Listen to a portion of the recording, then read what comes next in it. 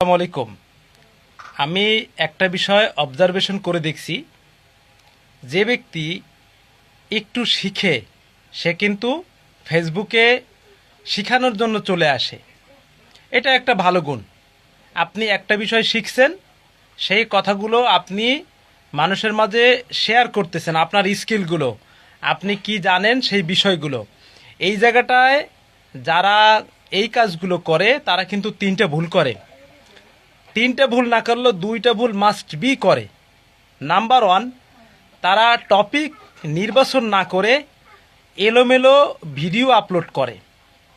ধরুন আপনি শিক্ষক, আপনি এডুকেশন নিয়ে কাজ করতেছেন, আপনি শেখানোর জন্য কাজ করতেছেন, আপনি বেসিক লেভেল থেকে পড়ানোর জন্য চেষ্টা করতেছেন, সেটা হোক নার্সারি লেভেল, প্রাথমিক লেভেল, মাধ্যমিক লেভেল, উচ্চতার ডিগ্রি, এক্সেট্রা এক্সেট্রা, হইতেই পারে, অসম্ভব কিছু না।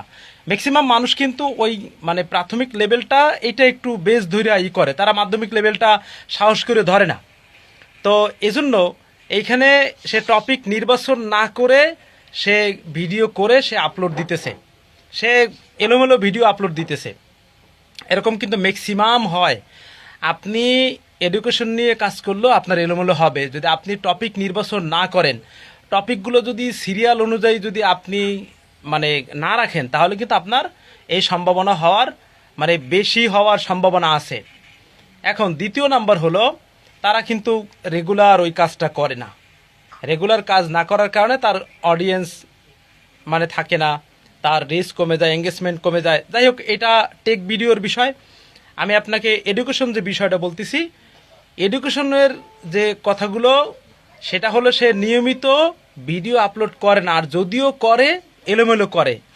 তৃতীয় নাম্বার, সে অধৈর্য হয়ে যায়, কিছুদিন ভিডিও করার পরে অধৈর্য হয়ে যায়। আপনার তাড়াহুড়ো করার কি দরকার আছে? বর্তমান স্টুডেন্টদের মতন, বর্তমান স্টুডেন্টদের একটা গুণ, তারা পড়াশোনায় তাড়াহুড়ো করে, পড়তে বসলেই লাভ দিয়ে বই বন্ধ করে ওইটা দৌড় দেয়।